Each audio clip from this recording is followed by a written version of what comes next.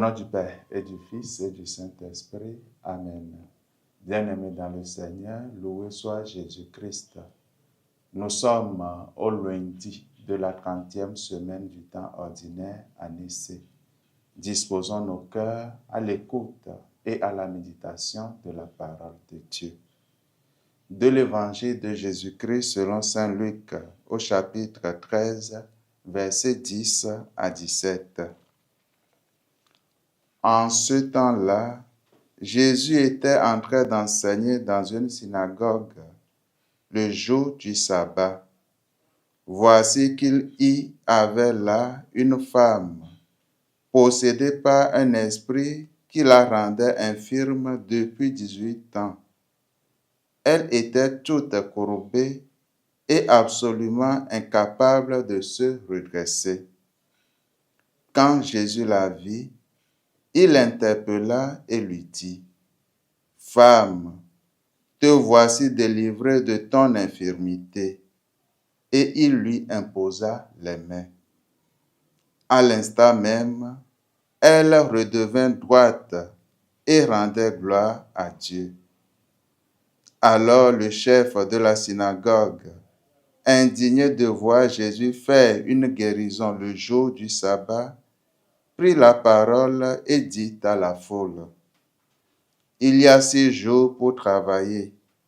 Venez donc vous faire guérir ces jours-là, et non pas le jour du sabbat. » Le Seigneur lui répliqua : « Hypocrite, chacun de vous le jour du sabbat ne détache-t-il pas de la mangeoire son bœuf ou son âne pour le mener boire ? Alors cette femme, une fille d'Abraham, que Satan avait liée voici 18 ans, ne fallait-il pas la délivrer de ce lien le jour du sabbat ? » À ces paroles de Jésus, tous ses adversaires furent remplis de honte et toute la foule était dans la joie à cause de toutes les actions éclatantes qu'il faisait. Acclamons la parole de Dieu.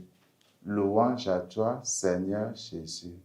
Frères et sœurs bien-aimés, dans l'évangile que nous méditons ce matin, les adversaires de Jésus s'indignent contre lui parce qu'il a guéri une femme possédée le jour du sabbat.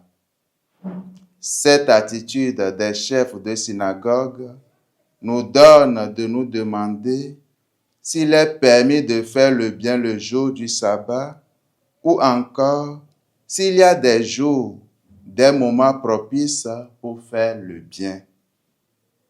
L'acte singulier de Jésus nous en donne la réponse. Nous devons faire le bien en tout temps et en tout lieu. En effet, comment pouvons-nous nous reposer alors que le monde va mal, alors que les gens peinent et meurent autour de nous? Chers amis, est-ce possible d'avoir un véritable repos dans une telle situation? Levons-nous donc et allons vers celui qui a besoin de nous. Posons juste 2 petites actions qui apaisent l'autre et réjouissent le cœur de notre Dieu. Que la bienheureuse Vierge Marie nous y aide. Amen. Et que Dieu Tout-Puissant vous bénisse, lui qui est Père et Fils et Saint-Esprit. Amen.